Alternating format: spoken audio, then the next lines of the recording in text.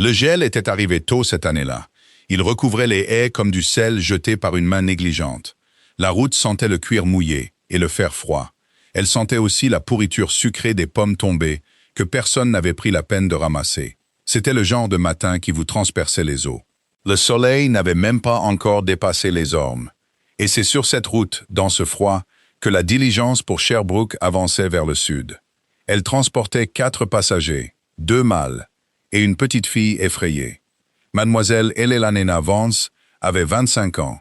C'était le genre de femme qu'un aubergiste oubliait dès qu'elle avait payé sa note. Pas assez jolie pour qu'on se souvienne d'elle. Pas assez pauvre pour qu'on la plaigne. Pas assez grande dame pour qu'on lui en veuille. Elle était assise, les mains jointes sur ses genoux. Ses gants de laine grise étaient repris 2 fois au pouce gauche. Elle regardait les haies défiler, comme si elle n'en attendait rien. Et c'est exactement ce qu'elle recevait. Elle avait été la fille d'un palefrenier. Elle venait d'un village trop petit pour avoir sa propre église. Son père lui avait appris la seule chose qu'il savait avant que la fièvre ne l'emporte. Il lui avait appris à apaiser les êtres effrayés. D'abord les chevaux, car c'était son métier. Plus tard, quand il n'y avait plus personne d'autre à la maison, les êtres effrayés étaient parfois des enfants. Dès une fois, brièvement, le chien d'un magistrat que personne n'osait approcher. Elle ne considérait pas cela comme un don. Pour elle, c'était une habitude. Comme une autre femme aurait l'habitude de fredonner en cousant. Elle se rendait maintenant à Sherbrooke Hall. Elle allait y prendre un poste de gouvernante. Pour une enfant qu'elle n'avait jamais rencontrée, dans une maison dont elle n'avait entendu parler que dans la lettre d'un notaire. La lettre était brève et formelle. Elle ne lui disait pas que la route qu'elle empruntait n'était plus sûre depuis 15 jours. Ni que 2 hommes avaient arrêté une charrette près d'Elmstead et volé l'unique cochon d'une veuve. Ni que le gendarme de la paroisse était sorti 2 fois et revenu bredouille, avec seulement un manteau trempé. Personne ne lui avait dit cela. Elle l'apprendrait bien assez tôt. Et l'auditeur aussi. Mais pas encore, et pas de cette manière. En face d'elle était assise Lady Honoria Vale. Elle voyageait sur la même route pour ses propres raisons. Elle remplissait la diligence comme l'air froid remplit une pièce quand on laisse une porte ouverte. Elle était belle, de la beauté d'un couteau bien aiguisé. Et dès la première heure, elle avait clairement fait savoir qu'elle n'aimait pas voyager avec des gouvernantes. « Vous me pardonnerez », avait-elle dit, sans demander pardon du tout, si je ne fais pas la conversation. Je trouve que les gouvernantes ont si peu de choses à dire, à part le temps qu'il fait, ou les enfants dont elles s'occupent. Et Eleanor n'avait rien répondu à cela. Elle avait appris depuis longtemps que le silence ne lui coûtait rien, et qu'il ne donnait à son ennemi aucune prise. À côté de Lady Honoria se trouvait la petite Ivy Kidder. Elle avait 8 ans et était maigre comme un moineau. Elle était enveloppée dans un châle trop fin pour le froid qu'il était censé combattre. C'était la pupille et la nièce d'un duc qu'elle n'avait vu que 4 fois dans sa vie. Ivy avait la poitrine fragile. Elle se serrait parfois quand elle avait peur, comme une main qui se referme sur le vide. Sa nourrice était morte d'une fièvre d'hiver 1 mois plus tôt. C'était la seule raison pour laquelle on cherchait une gouvernante, et on la cherchait rapidement. Le 4e passager était assis près de la porte. Il n'avait presque rien dit depuis Elmstead. Il portait le simple manteau et les simples bottes d'un palefrenier. Quand on lui avait posé la question, il s'était présenté. Hart, engagé pour les routes d'hiver, pour escorter et s'occuper des chevaux. Il avait les yeux sombres, un brun de vieux chêne, plutôt que le gris de tous les ducs dans toutes les histoires qu'on avait racontées à Eleanor. Et il observait la fillette, à côté de Lady Honoria, avec une attention qui n'était pas celle d'un simple palefrenier. Mais personne dans la diligence ne le remarqua à ce moment-là. La diligence avait quitté le dernier relais 1 heure auparavant. On attendait de la neige fraîche avant la nuit. Le cocher avait dit, à personne en particulier, qu'il comptait arriver à Sherbrooke pour 3 heures si la route restait dégagée. Elle ne resta pas dégagée. Eleanor avait passé cette heure à faire ce qu'elle faisait toujours, en compagnie d'inconnus. Elle observait.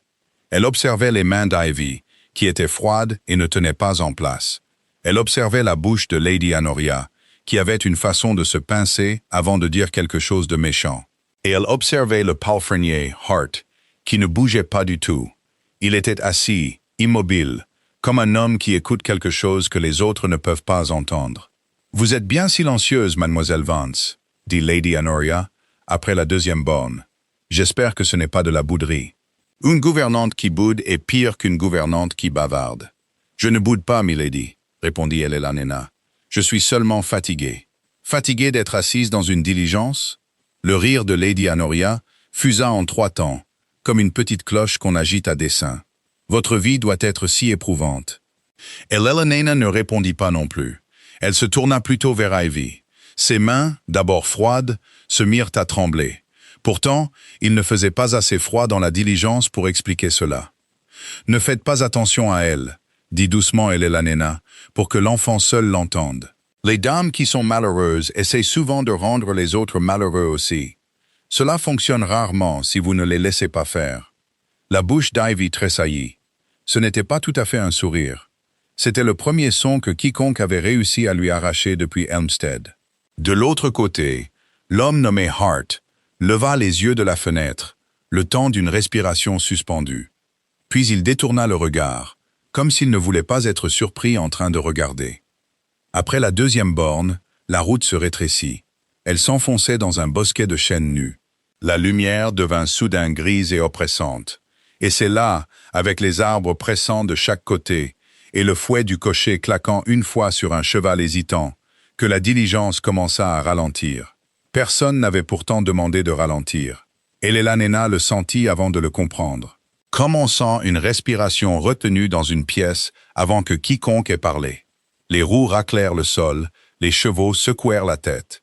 Et quelque part devant, à travers les chênes, une voix d'homme retentit. Une voix plate et sans hâte qui ordonna au cocher de s'arrêter. Elle ne savait pas, à ce moment-là, que le palefrenier assis près de la porte avait déjà une main sous son manteau. Sa main reposait sur quelque chose qui n'était pas un fouet. Elle ne savait pas qu'il avait parcouru cette route pendant 3 jours d'affilée, dans ce même manteau simple, dans le seul but d'être là si des ennuis survenaient. Elle ne savait pas que son nom n'était pas du tout Hart, ni que, d'ici une semaine, elle se tiendrait dans un hall orné des portraits de sa famille, et qu'elle comprendrait d'un seul coup quel visage elle observait depuis Elmstead. Elle savait seulement que la diligence s'était arrêtée, que la petite main froide d'Ivy avait trouvé sa manche et la serrait assez fort pour lui faire mal, et que le froid dehors n'était plus seulement le froid du matin. La diligence s'arrêta si brusquement que Lady Honoria fut projetée de son siège. Elle hurla avant même que son chapeau ait fini de glisser sur ses yeux. Ce n'était pas un petit bruit. Il remplit la diligence comme l'eau remplit une cruche fissurée, d'un seul coup et partout. Il y avait 2 hommes sur la route. L'un tenait la bride du cheval de tête. L'autre se tenait en retrait avec un pistolet qui captait le peu de lumière filtrant à travers les chênes. Ce n'étaient pas des hommes propres. Leurs manteaux étaient rapiécés et leurs bottes fendues aux coutures. Et celui qui tenait le pistolet avait l'air de quelqu'un qui n'avait pas prévu de faire ça 1 an plus tôt, et qui, depuis, était à court d'autres plans. « Personne ne sera blessé », dit l'homme au pistolet d'une voix qui ne tremblait qu'un peu. « Les bourses et les bagues. Et vite, nous n'avons pas toute la matinée. » Lady Honoria hurla de nouveau, une note plus longue cette fois. Elle se blottit dans le coin du siège comme si le coussin pouvait l'avaler. Elle ne chercha pas son réticule. Elle attrapa plutôt la poignée de la porte opposée, comme si elle voulait s'enfuir. Pourtant, il n'y avait nulle part où une femme en chaussons élégants pouvait courir sur cette route. Ivy ne cria pas. Elle fit pire. Sa respiration devint courte et sifflante. Elle se bloqua, comme lorsque le temps changeait, ou quand elle avait plus peur que ce qu'une enfant de sa taille pouvait supporter. Sa petite poitrine se souleva avec un bruit de charnière mal huilée. Ses lèvres, vit Eleanor, perdaient leur couleur sur les bords. Eleanor ne réfléchit pas. Elle agit. Elle glissa de son siège et s'agenouilla sur le plancher de la diligence, sans se soucier de ses jupes. Elle prit les 2 mains d'Ivy dans les siennes, sans les serrer, juste en les tenant. Comme elle avait un jour tenu le licol d'un poulain pendant qu'un maréchal ferrant travaillait trop près de son œil. « Regarde-moi, dit-elle, ni trop fort, ni trop doucement. Simplement, regarde-moi et pas eux. » Les yeux d'Ivy croisèrent les siens et s'y accrochèrent. « Tu vas respirer comme moi, dit Elelanena. Pas vite, lentement. Inspire par le nez. Expire par la bouche, doucement, comme si tu soufflais sur une soupe trop chaude. Peux-tu faire ça? » Ivy essaya. La première respiration fut saccadée et rauque. La deuxième fut meilleure. « Bien, dit Elelanena. De nouveau. Dehors, l'homme au pistolet s'était approché de la fenêtre. Ses yeux avaient vu les épaules tremblantes de l'enfant, puis Eleanor agenouillée sur elle. Quelque chose changea sur son visage. Pas de la gentillesse, mais le malaise d'un homme qui n'a pas encore décidé jusqu'où il ira. « Celle-là est malade, dit-il. Qu'est-ce qu'elle a? Rien que vos cris n'arrangent, dit Éléanore sans lever les yeux. Sa voix ne s'éleva pas. Elle a la poitrine fragile. Si vous l'effrayez davantage, elle pourrait ne plus pouvoir respirer du tout. Et alors vous aurez fait sur cette route quelque chose que vous ne pourrez pas défaire, même en courant. Ce n'était pas une menace, c'était un fait, énoncé simplement. Et quelque chose dans le ton neutre de sa voix sembla déstabiliser l'homme plus que des cris ne l'auraient fait. « Je ne veux rien d'une enfant, dit-il, presque maussade, comme si elle l'avait accusé de quelque chose qu'il n'avait pas encore fait. Ce sont les bourses des dames que je veux, et les chevaux s'ils sont en bon état. Alors prenez la mienne, dit Eléanena, et laissez les chevaux. Ils sont la seule chose qui sépare cet enfant d'une longue marche. Une marche dans un temps qui achèverait ce que votre pistolet a commencé. » Elle plongea la main dans un pli de sa cape.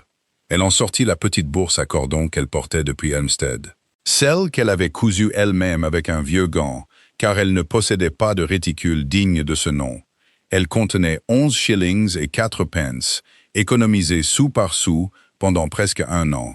Chaque centime était destiné à un manteau d'hiver dont elle repoussait l'achat.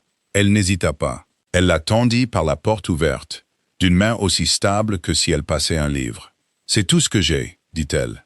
Prenez-le, partez, et laissez les chevaux. » L'homme regarda la bourse un long moment. Il regarda aussi la respiration de l'enfant, qui s'était calmée sous le comptage régulier d'Éléanore. Inspire, expire, inspire, expire. Et il regarda la femme agenouillée sur le plancher, avec son gant gris repris, offrant les économies d'une année sans un tremblement dans la main.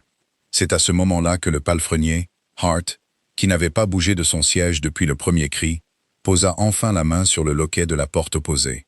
Sans se presser, observant tout, pesant la situation comme un homme pèse une dette qu'il n'a pas encore décidé de réclamer. Il ne savait pas alors à quel point il avait été proche de laisser les choses suivre leur cours, simplement pour voir ce qu'elle ferait ensuite. Il en garderait plus tard une honte secrète, dont il ne lui parlerait même jamais. Mais à cet instant gris sur la route gelée, alors que la respiration de l'enfant s'apaisait enfin, et que la main du bandit se refermait lentement sur les économies d'une année entière, un bruit vint de la route. Des bruits de sabots. Plusieurs, sans hâte, mais nombreux. L'homme au pistolet tourna la tête dans cette direction, comme un lapin se tourne vers une haie. « Quelqu'un arrive », dit son complice à voix basse, près de la tête des chevaux. L'homme au pistolet regarda une dernière fois Éléanore, et la bourse, toujours stable dans sa main. Une expression qui ressemblait presque à des excuses traversa son visage avant qu'il n'arrache la bourse et ne recule. « Ne dites à personne quelle route, » dit-il, bien que cela n'ait guère d'importance. Puis les deux hommes disparurent dans les chênes, aussi vite qu'ils étaient venus. Les bruits de sabots se révélèrent un instant plus tard, n'être que le gendarme de la paroisse et deux garçons de ferme. Ils sortaient en retard, comme toujours, ayant entendu le coup de feu qui n'avait jamais été tiré, et venus voir les dégâts. En surface, il y avait peu de choses. Une diligence arrêtée de travers sur la route. Une dame pleurant dans son gant, avec plus de bruit que de larmes. Une enfant qui respirait de mieux en mieux. Ses couleurs revenaient, comme les couleurs reviennent dans un foyer une fois que le bois a pris. Et une gouvernante agenouillée sur le plancher, une main vide là où se trouvait une bourse. Elle ne disait rien de ce que cela lui avait coûté, car elle ne pensait pas que cela valait la peine d'être mentionné. Elle se disait qu'elle l'aurait fait pour n'importe qui. Elle ne savait pas alors que l'homme qui se faisait appeler Hart avait tout observé, sans jamais détourner le regard. Il avait déjà décidé, quelque part entre le pistolet et la bourse, que les lettres et les références qui avaient amené cette femme chez lui ne lui avaient rien dit de vrai sur elle. La vérité avait eu besoin d'une enfant effrayée, d'une route déserte et de l'œil d'un étranger pour être révélée. Il l'avait eue. Elle n'avait pas encore commencé à deviner ce que cela signifierait. Le cocher ne se pressa pas une fois le gendarme parti. Il était donc près de 4 heures quand la diligence remonta la longue allée de Sherbrooke Hall. La demeure se dressait, grise et carrée, sur un ciel qui songeait déjà à la neige. Éléanore vit les cheminées avant les fenêtres. 3 d'entre elles fumaient. Elle sentit la fumée de bois et la pierre humide. Et en dessous, l'odeur douce d'une écurie toute proche. Elle pensa, avant toute autre chose, que c'était une bonne chose qu'une maison sente ses chevaux. Cela semblait être un bon présage, bien qu'elle n'aurait su dire pourquoi. Lady Honoria avait entièrement retrouvé son sang-froid à leur arrivée. Elle rajustait ses cheveux et parlait, d'une voix qui portait, de l'état épouvantable des routes, et de son intention d'écrire à quelqu'un à ce sujet. Elle n'adressa pas la parole à Eleanor devant l'intendante venue les accueillir, comme si la diligence n'avait contenu que 3 passagers et non 4, et comme si la 4e n'avait pas, 1 heure plus tôt, mis toutes ses économies dans la main d'un inconnu pour qu'une enfant continue de respirer. L'intendante était une femme carrée et vive, nommée Madame Poit. Son visage avait clairement décidé depuis longtemps que les futilités étaient un luxe qu'elle ne pouvait pas se permettre. Elle jeta un coup d'œil aux joues pâles d'Ivy et à l'état des nerfs de chacun. Elle fit entrer tout le monde dans le hall et les débarrassa de leurs affaires mouillées avant même que Lady Honoria ait fini sa phrase sur les routes. « Il y a eu des ennuis alors », dit Madame Poit, à personne et à tout le monde, sur le ton d'une femme qui confirme ce qu'elle avait déjà deviné sur le visage du cocher. « Des bandits de grand chemin », dit Lady Honoria, avec la satisfaction de quelqu'un qui livre son information la plus intéressante. 2 d'entre eux, avec des pistolets. Je n'ai jamais eu aussi peur de ma vie. « Et Mademoiselle Ivy ?» demanda Madame Puit, s'agenouillant pour examiner l'enfant avec des mains qui connaissaient manifestement les enfants. « Mademoiselle Vance a contrôlé ma respiration, » dit Ivy, avant que quiconque puisse répondre pour elle. D'une petite voix claire d'enfant qui répète un fait qu'elle juge important. Elle m'a tenu les mains et m'a dit de souffler sur de la soupe. Ce n'était pas de la vraie soupe. C'était pour de faux. Les yeux de Madame Puit se posèrent sur Eleanor pour la première fois, la dévisageant correctement. La cape simple, le gant repris, le vide à sa taille là où une bourse aurait dû pendre. « Et où est passée votre bourse, Mademoiselle Vance ?» demanda-t-elle sans méchanceté. « Vous vous tenez là, la main à la ceinture, comme s'il vous manquait quelque chose. »« Cela n'a aucune importance, » dit Eleanor. « Je l'ai donné aux hommes sur la route. Cela les a empêchés de discuter pour les chevaux. » Elle dit cela comme elle aurait parlé de la météo. Elle enchaîna aussitôt en demandant si Mademoiselle Ivy ne devrait pas avoir quelque chose de chaud avant de se coucher. Car elle ne voulait pas être remerciée. Et elle commençait déjà à soupçonner, à juste titre, que les remerciements dans cette maison seraient bruyants et publics si elle le permettait. Et elle n'aimait rien de ce qui était bruyant ou public. Madame Puit n'insista pas. Pas à ce moment-là. Mais quelque chose changea sur son visage. Le léger attendrissement d'une personne qui revoit son jugement sur un étranger à la hausse. Elle fit apporter du lait chaud et une brique chaude pour le lit d'Ivy. Elle montra à Eleanor une petite chambre simple en haut de l'escalier est. Sur le seuil, sur le ton d'une femme qui transmet une information plutôt qu'un commérage, elle dit que sa grâce était absent pour le moment. Des affaires le retenaient en voyage plus qu'il ne le fallait. Mais on s'attendait à ce qu'il s'intéresse à la nouvelle gouvernante de Mademoiselle Ivy dès son retour. Eleanor dit qu'elle espérait donner satisfaction. Madame Puit la regarda un instant de plus que nécessaire. Elle dit seulement que la satisfaction n'était généralement pas le problème dans cette maison. Et elle en resta là. L'homme qui se faisait appeler Hart était arrivé environ un quart d'heure après la diligence, par la route des écuries. Il avait décellé son propre cheval et l'avait bouchonné lui-même, avant qu'un palefrenier ne puisse le lui prendre. Ce qui, convinrent plus tard les vrais palefreniers entre eux, était une habitude très étrange pour un homme engagé, mais pas assez étrange pour que quelqu'un le remarque autrement qu'en marmonnant. Il resta un moment à la porte de l'écurie, regardant les fenêtres éclairées de la maison. Il n'entra pas. Il pensait, en se tenant là, à une femme agenouillée sur le plancher d'une diligence, les économies de toute une année tenues fermement dans une main, refusant de laisser la peur d'une enfant montrer la sienne. Il pensait aussi, bien que moins volontiers, à une autre femme, 3 ans plus tôt. Une femme qui avait pleuré joliment et longuement pour un malheur bien plus petit, et qui, une fois, dans cette même cour d'écurie, avait dit à un jeune palefrenier de disparaître avant que sa toux ne salisse sa robe. Elle l'avait pensé, et jamais, en 2 ans de cours, elle n'avait offert à quiconque une seule chose qui lui ait coûté quelque chose de réel. Il avait appris depuis à ne pas se fier à ce qu'une femme disait quand elle se savait observée par quelqu'un d'important. Il avait plutôt appris à ne se fier qu'à ce qu'une personne faisait quand elle se croyait observée par personne. C'était la seule raison pour laquelle il avait parcouru cette route pendant 3 jours dans un manteau de palefrenier.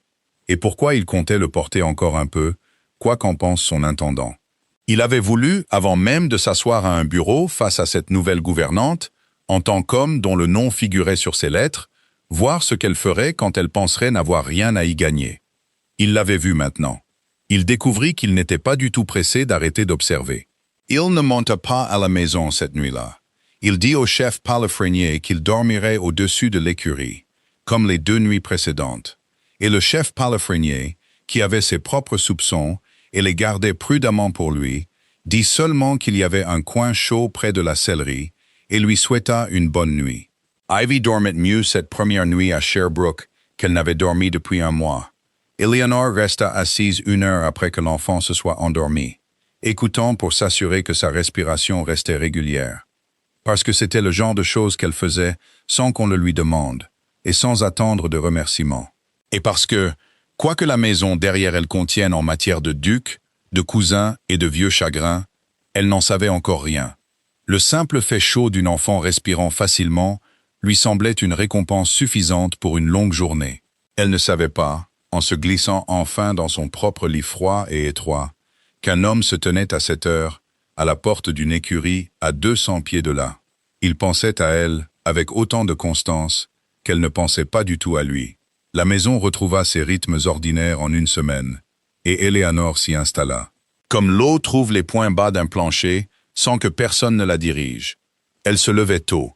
Elle prenait ses repas avec Ivy dans la salle d'études, car c'est là que mangeait une gouvernante, et elle ne s'était jamais attendue à autre chose. Elle baissait les yeux lorsque les quelques invités restants de la famille la croisaient dans le hall. Non par timidité, mais par une compréhension bien établie de sa place, et elle ne s'en plaignait pas, car les plaintes ne lui avaient jamais rien apporté d'autre que de nouvelles raisons de se plaindre. Madame Puit prit l'habitude de passer dans la salle d'études l'après-midi, sous un prétexte ou un autre. Un chiffon propre pour l'ardoise, un pot de confiture pour le thé de l'enfant. Et elle restait bien plus longtemps que le prétexte ne l'exigeait. C'était une femme qui gardait les secrets d'une maison comme d'autres femmes gardaient son linge, plié, bien rangé et hors de vue jusqu'à ce qu'on en ait besoin. Et elle avait décidé, dès la première semaine, que cette gouvernante-ci n'aurait pas besoin d'être surveillée comme certaines autres. « Vous avez le tour avec elle », dit un après-midi Madame Puit, en regardant Ivy, penchée sur ses lettres, avec plus de patience que l'enfant n'en avait montré à aucun tuteur auparavant.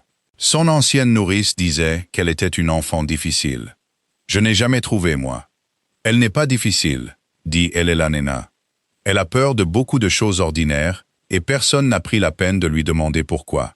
Et vous, vous l'avez fait. Je lui ai demandé ce que sa poitrine fait quand elle se serre. Elle m'a dit que c'est comme respirer à travers un tissu mouillé. C'est une chose avec laquelle on peut travailler.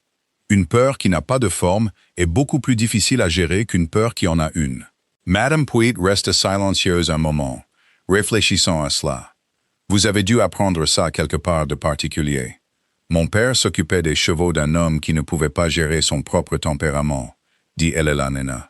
Les chevaux en payaient le prix.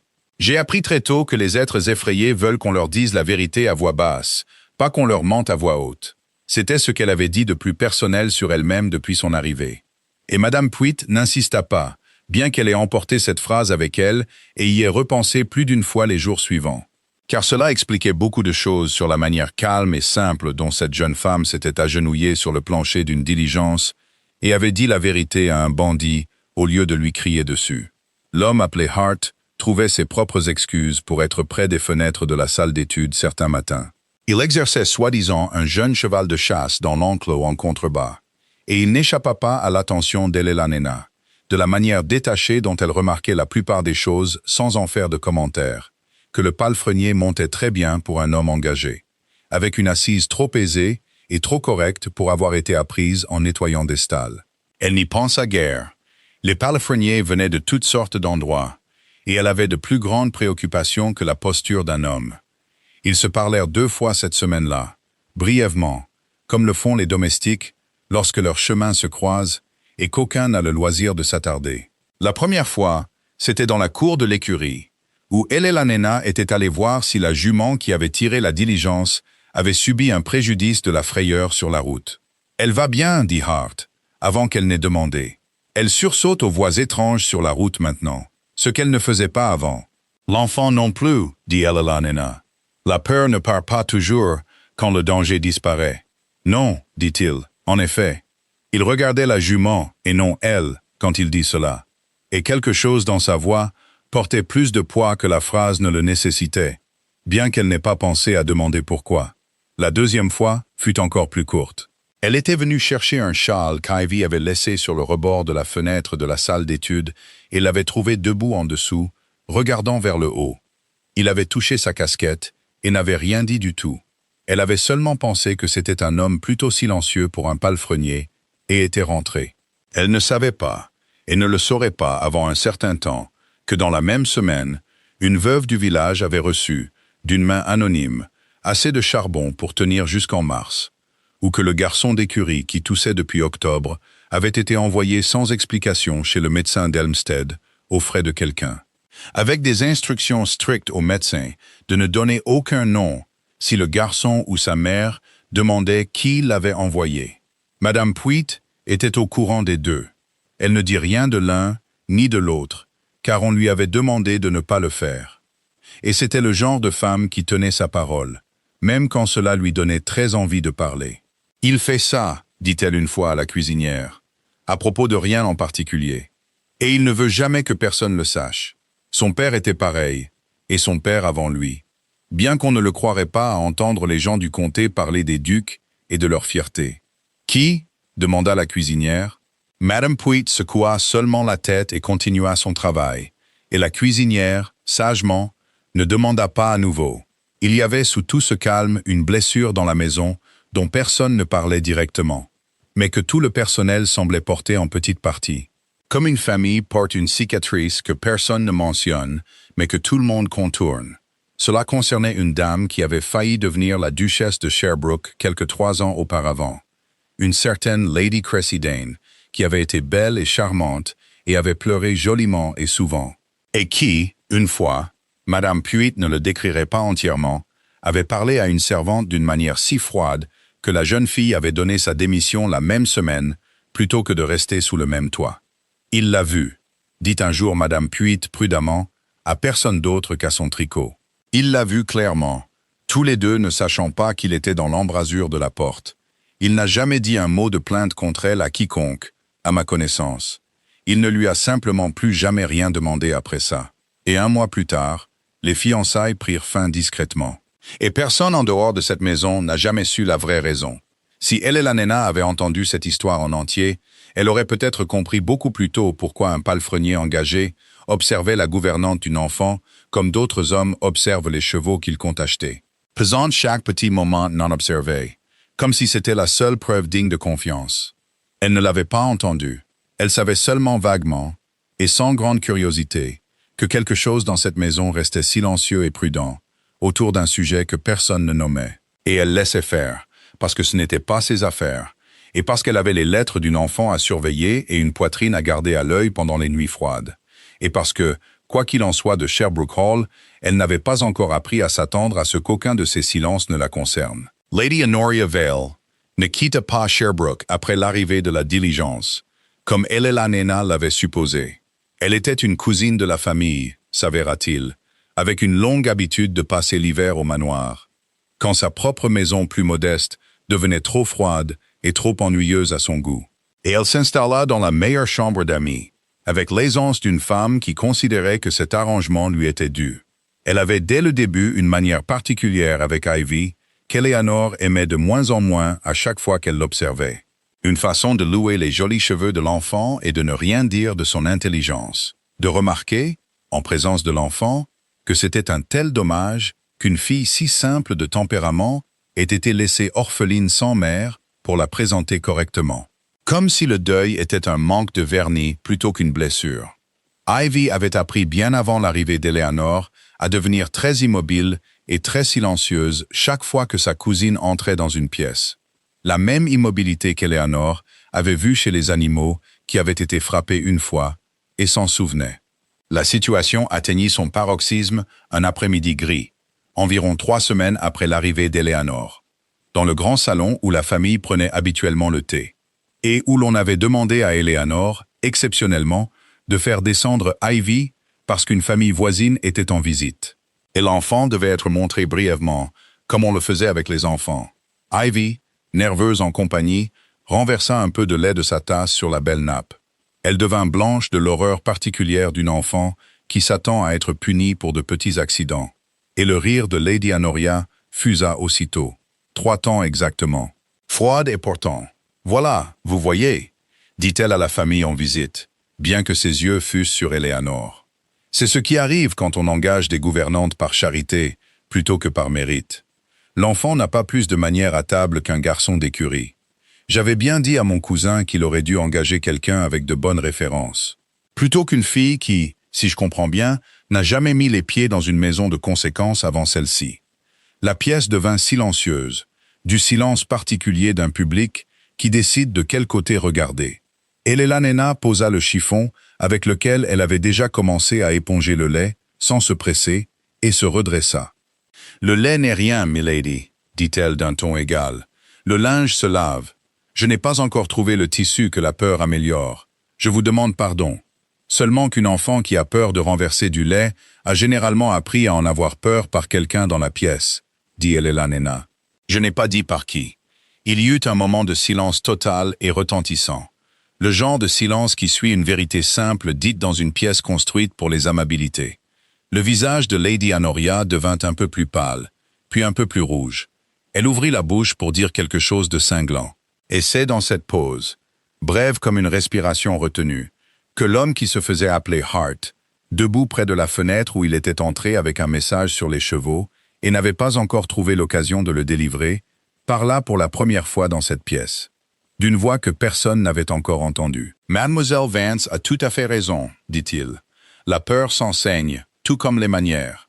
J'ai observé que l'enfant s'est nettement amélioré sous l'une, et pas du tout sous l'autre. » Lady Honoria se tourna vers lui avec la fureur particulière d'une femme peu habituée à être contredite par un domestique.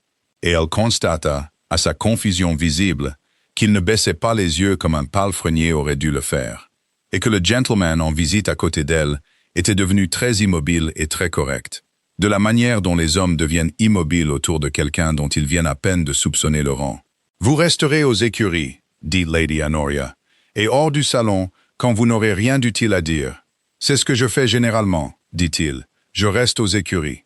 C'est remarquable ce qu'on y entend, et le peu de méchanceté qu'il y a. » Il s'inclina très légèrement, plus vers Ivy que vers quiconque dans la pièce, et sortit.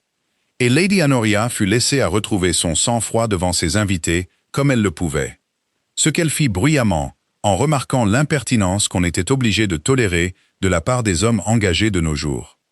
Eleanor ne se demanda pas cet après-midi-là pourquoi un palefrenier parlerait dans un salon, encore moins avec une confiance qui réduisait au silence une dame de haut rang. Elle ne pensait qu'à Ivy, dont les couleurs étaient un peu revenues après cette petite défense inattendue, et Olette, qu'elle finit d'éponger en silence, et à la longue habitude qu'elle avait de ne rien attendre d'une pièce une fois qu'elle lui avait montré ce qu'elle pensait d'elle. Elle ne pleura pas cette nuit-là, bien que la journée lui ait coûté quelque chose qu'elle n'examina pas de trop près. Elle avait appris bien avant Sherbrooke à ne pas pleurer là où ça se voyait. Les ennuis, quand ils arrivèrent, ne vinrent pas de la langue de Lady Honoria, bien que sa langue en ait préparé le terrain. Ils vinrent d'une lettre non signée, laissée à la porte de l'intendante 3 matins plus tard. Elle suggérait que la nouvelle gouvernante avait été vue se promenant seule avec le palefrenier Hart plus d'une soirée, et qu'une maison avec une jeune dame sous sa garde ferait bien de s'enquérir de la nature d'une telle relation, avant que le scandale ne s'attache au nom de la famille. Ce n'était pas vrai, pas de la manière que la lettre laissait entendre. Et Eleanor avait parlé à l'homme peut-être 4 fois en 3 semaines, toujours brièvement, toujours à propos des chevaux ou de l'enfant, toujours en plein jour, et toujours là où n'importe qui aurait pu les voir. Mais la vérité, elle l'avait appris bien avant cela, était rarement ce qui décidait d'un scandale. Ce qui décidait, c'était qui racontait l'histoire le plus fort, et qui avait le moins de poids pour argumenter. Madame Puit lui apporta la lettre elle-même, le visage sombre. Elle dit clairement qu'elle n'en croyait pas un mot, et qu'elle soupçonnait savoir quelle main l'avait écrite, bien qu'elle ne prononcerait pas le nom à voix haute dans sa propre cuisine. Mais elle dit aussi, parce qu'elle était une femme honnête et qu'il fallait le dire, que sa grâce était attendue à la maison d'ici 15 jours, et qu'une gouvernante sous le moindre nuage de scandale, vrai ou faux, était une gouvernante qui pourrait trouver sa situation très compromise dès son arrivée. Elena lut la lettre 2 fois et la posa sans aucun changement visible sur son visage. Bien que ses mains, en la refermant, n'étaient pas tout à fait stables. « Je n'ai rien fait qui nécessite une défense, dit-elle. « Je le sais, dit Madame Puit. Mais le savoir et le faire croire à un homme qui ne vous a jamais rencontré sont deux choses différentes, mademoiselle Vance. Et je mentirais si je vous disais de quel côté le vent de cette maison souffle généralement en de telles matières. » Ce soir-là, Elena resta assise un long moment au petit bureau de sa chambre. Une seule bougie brûlait bas. Elle composa, puis déchira, puis recommença une lettre de sa propre main. Elle était adressée au notaire du domaine, et elle disait, dans les mots les plus simples qu'elle possédait, qu'elle croyait préférable pour le bien de mademoiselle Ivy et de la famille qu'elle quitte son poste, avant que toute question d'inconvenance ne puisse s'attacher à l'enfant dont elle avait la charge, et qu'elle ne demandait aucune référence de caractère au-delà de la vérité de sa conduite de 3 semaines, qu'elle faisait confiance à l'intendante pour en attester, si on le lui demandait un jour. Elle ne pleura pas en l'écrivant, bien que la bougie ait vacillé 2 fois, et elle dut la moucher avec des mains qui, pour une fois, n'étaient pas entièrement stables. Elle pensa au petit doigt froid d'Ivy dans la diligence, et à la respiration qui s'était apaisée sous son comptage, et au peu qu'une personne pouvait faire, en fin de compte, pour protéger une bonne chose une fois que d'autres personnes avaient décidé d'être méchantes à ce sujet. Elle pensa qu'elle aurait refait la même chose pour l'enfant, chaque partie, la bourse et le comptage, et la voix basse et stable, et qu'elle ne regrettait pas un seul instant, seulement l'habitude du monde de transformer une bonne action en une arme contre la personne qui l'avait faite. Elle scella la lettre avant de pouvoir se dissuader. Elle la donna à Madame Puit le matin pour qu'elle l'envoie. Et elle dit à Ivy, quand l'enfant demanda pourquoi Mademoiselle Vance avait l'air si fatiguée, seulement que les adultes avaient parfois des lettres difficiles à écrire, et que ce n'était rien dont l'enfant devait se préoccuper. Elle ne savait pas, en scellant cette lettre, qu'elle ne serait en fait jamais envoyée. Car Madame Puit, regardant fixement l'adresse sur l'enveloppe, avait déjà décidé que certaines choses étaient plus importantes qu'une promesse de silence. Et elle était allée dans l'heure directement à l'écurie pour trouver un palefrenier qui n'était, en fait, rien de tel. Madame Puit le trouva en train de bouchonner le jeune cheval de chasse dans la dernière stalle, et elle ne s'embarrassa d'aucune des circonlocutions prudentes qu'elle utilisait généralement avec lui. « Elle a écrit sa démission, dit Madame Puit, en brandissant la lettre qu'elle n'avait pas envoyée, à cause d'un mensonge qu'une main malveillante a laissé à ma porte, disant qu'on l'a vue se promener avec vous le soir, ce qu'elle n'a pas fait. Pas de la manière que cette lettre l'entend, et vous le savez aussi bien que moi. Donnez-la moi, je ne le ferai pas, dit Madame Puit. J'ai gardé vos secrets pendant longtemps, votre grâce, et j'ai tenu ma langue sur le charbon, et la note du médecin, et toutes les autres bonnes actions discrètes que vous avez faites dans ce comté, sous un nom qui n'est pas le vôtre, parce que vous me l'avez demandé, et je n'ai jamais eu de raison de penser que vous le demandiez pour autre chose que par décence. Mais je ne resterai pas les bras croisés à regarder cette jeune fille être chassée de cette maison par un mensonge, défendant une amitié qu'elle n'a rien fait de mal pour avoir, pendant que la vérité sur qui vous êtes se cache dans un manteau d'écurie en prétendant nettoyer des stalles. Cela a dépassé le secret décent maintenant.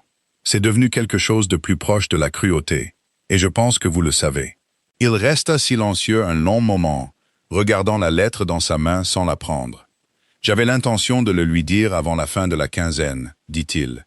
Je ne pensais pas qu'un mensonge se déplacerait plus vite que mon propre courage. Les mensonges le font généralement, dit Madame Puit. C'est un peu leur nature. » C'est ce même soir que tout le poids de ce que Madame Puit avait à moitié soupçonné pendant des semaines lui fut révélé sans plus aucun doute, bien que pas en mots. Une note descendit du bureau, demandant que la démission de Mademoiselle Vance soit retenue non envoyée jusqu'à ce que sa grâce lui ait parlé lui-même.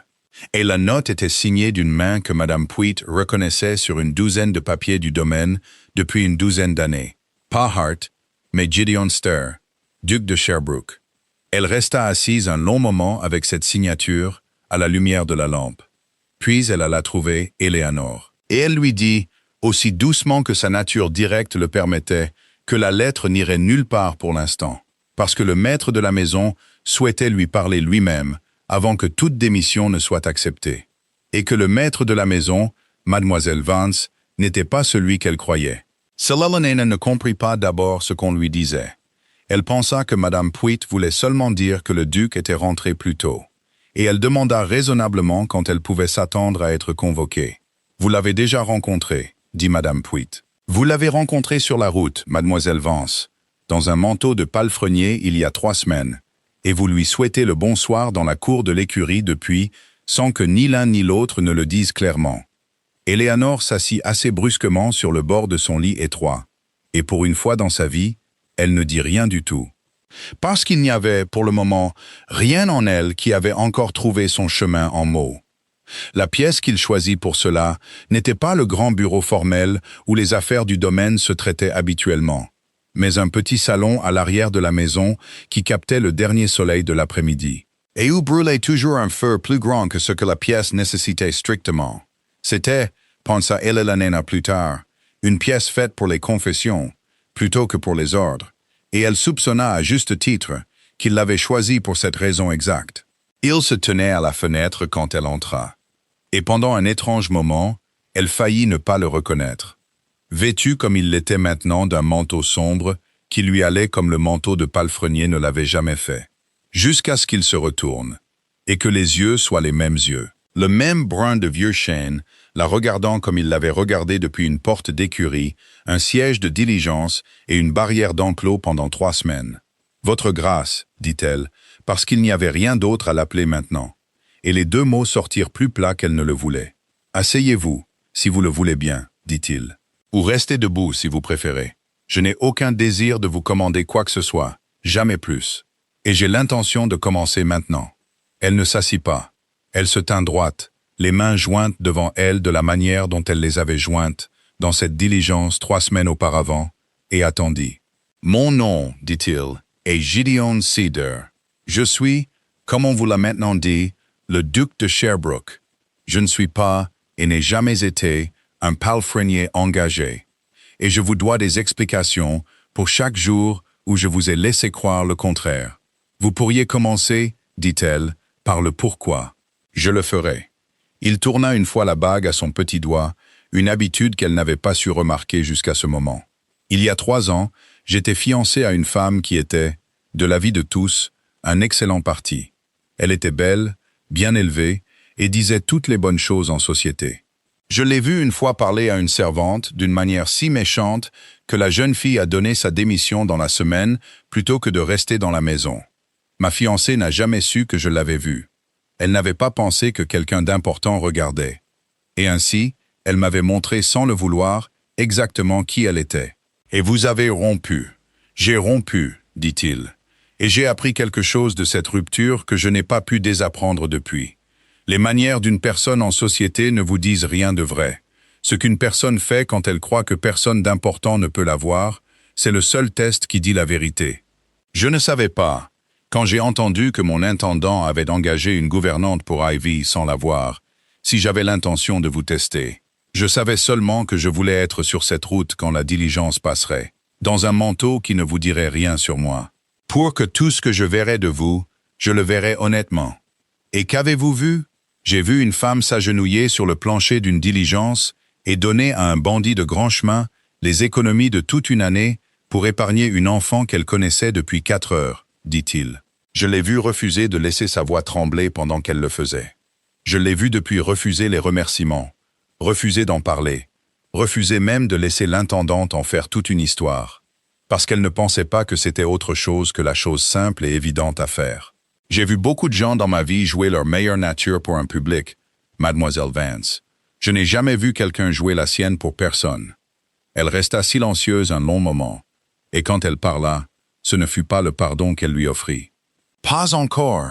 Vous m'avez laissé presque quitter cette maison à cause d'un mensonge, » dit-elle, pendant que vous étiez dans un manteau d'écurie sans rien dire. « C'est vrai, » dit-il, « et je n'ai aucune défense pour les jours que cela vous a coûté. Seulement la vérité est que j'ai été un lâche quant à mon propre courage, bien plus longtemps que je n'aurais dû, et que Madame Puit m'a fait honte, et m'a poussé à parler bien plus tôt que je n'aurais trouvé le courage de le faire de moi-même.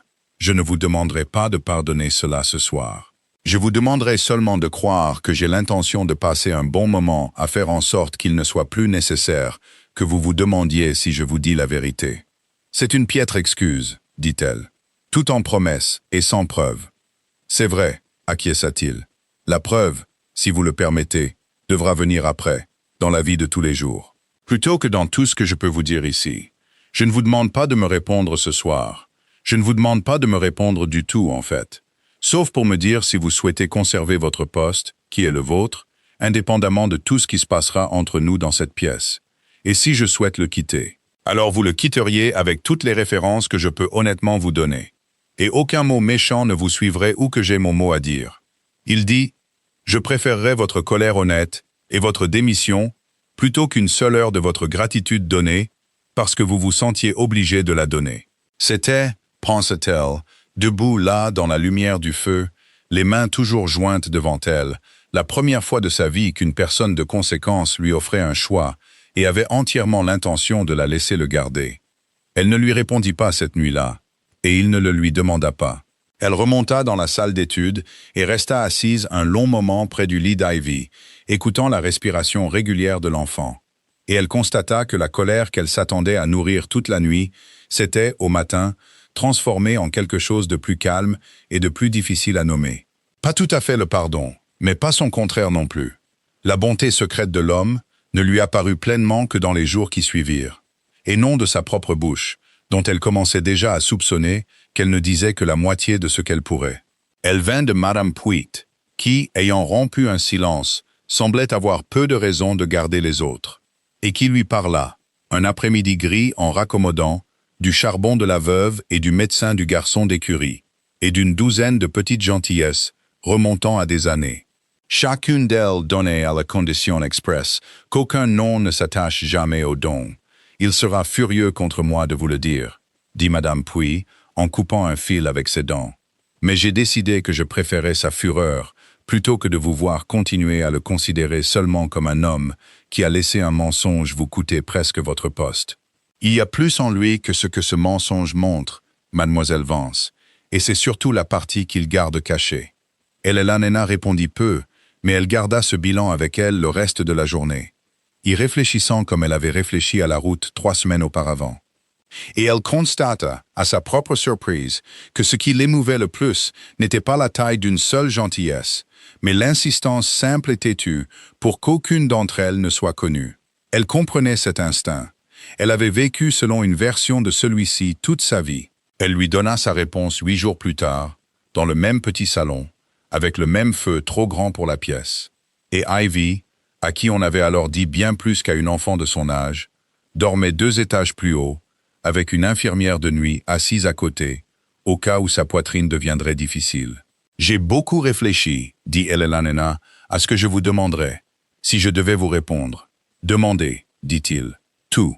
On ne me mentira plus, dit-elle, ni pour me tester, ni par gentillesse, ni pour aucune raison que vous pourriez inventer et qui vous semblerait bonne sur le moment. Si vous ne pouvez pas me dire une chose clairement, vous me direz qu'il y a une chose que vous ne pouvez pas encore me dire, et je l'accepterai. Mais je n'accepterai pas d'être manipulé. D'accord, dit-il, et je m'y tiendrai plus fermement que je ne me suis tenu à quoi que ce soit dans ma vie, parce que j'ai déjà vu ce que l'alternative coûte.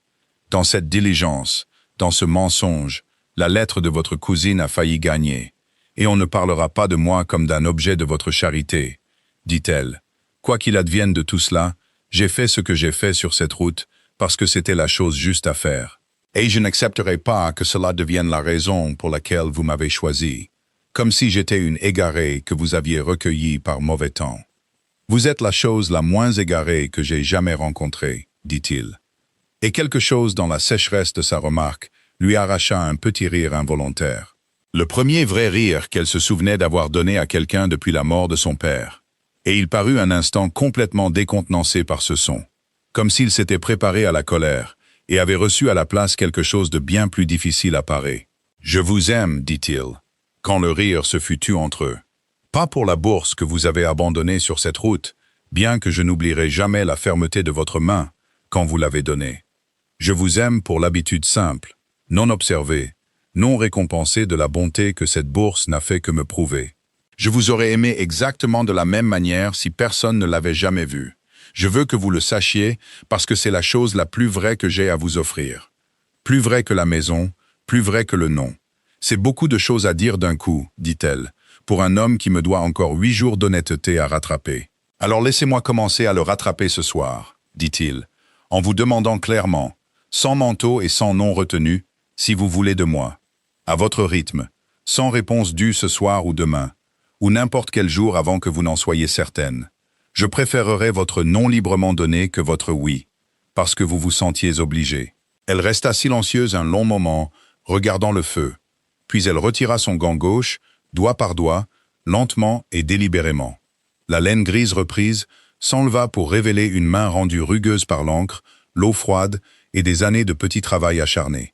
Et elle la lui tendit, nue. « Oui », dit-elle. C'était le seul mot dont elle avait besoin. Il prit sa main nue dans la sienne et ne la serra pas. Il la tint seulement. Et il baisa une fois les jointures, gravement. De la manière dont un homme embrasse une chose qu'il a l'intention de continuer à tenir pendant de très nombreuses années. « Merci », dit-il, pour la route. « Merci », dit-elle, de l'avoir bien observé. Ils se marièrent ce printemps-là, discrètement, dans la petite église en pierre d'Elmstead, plutôt que dans la grande de la ville. Parce qu'elle avait demandé le calme et qu'il avait découvert, à sa propre légère surprise, qu'un duc pouvait encore se voir accorder une telle chose s'il le voulait assez. Lady Honoria Vale n'était pas présente. Elle s'était retirée à Bath dans le mois, suite à une lettre de son cousin si douce dans ses termes et si absolue dans sa signification qu'elle ne dérangea plus jamais Sherbrooke. Et le comté, avec le temps, oublia de demander pourquoi. Le garçon d'écurie devint fort et garda son poste. Le cottage de la veuve ne manqua plus jamais de charbon. Madame Puey vécut pour voir Evie grandir, grande et solide, sa poitrine la dérangeant moins chaque hiver. Et elle tira une satisfaction particulière, jamais mentionnée à voix haute, d'avoir été celle qui avait porté une lettre de démission qui ne fut jamais envoyée. Un an plus tard, presque à la semaine près, la neige arriva de nouveau tôt. Elle recouvrait les mêmes haies comme du sel, jeté par une main négligente. Et une diligence remonta la longue allée de Sherbrooke dans la dernière lumière grise de l'après-midi. Mais cette fois, elle ne transportait qu'un duc et sa duchesse revenant d'une visite au village. Et une fillette de 9 ans assise entre eux, qui avait demandé et obtenu la permission de tenir elle-même les rênes de la jument la plus douce pour le dernier demi-mile. Ils s'assirent ce soir-là près du feu du salon, le même feu toujours trop grand pour la pièce. Ivy enfin endormie à l'étage. Ed Eleanor retira de nouveau son gant, doigt par doigt, sans qu'on le lui demande. Elle posa sa main nue dans la sienne, et il ne la lâcha pas, et elle ne voulait pas qu'il le fasse. Dehors, une corneille cria une fois depuis l'orme nu, et se tut. Le feu crépita. Personne dans cette pièce ne dit rien de plus. Parce qu'il n'y avait rien de plus à dire ce soir-là. C'est une chose simple et ancienne, mais elle ne s'use pas à être racontée. Le caractère d'une personne n'est pas ce qu'elle montre au monde quand le monde la regarde. C'est ce qu'elle fait sur une route déserte, dans le froid, quand elle croit que personne d'important ne peut la voir.